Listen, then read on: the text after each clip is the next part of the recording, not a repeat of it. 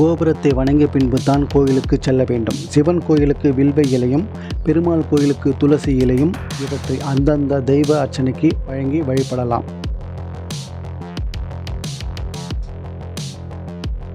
சனி பகவான் சற்று மிகுந்த வலிமையானவர், ஆற்றல் உடையவர்.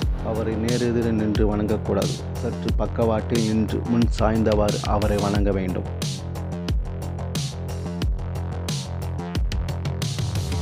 நமது வேண்டுதல் எல்லாம் கொடிமரத்தின் அருகே நின்று கேட்க வேண்டும். கொடிமரத்தின் முன் நிற்கும்போது சிவநாமம், நாராயண நாமம் மட்டும் நம் சிந்தனையில் இருக்க வேண்டும்.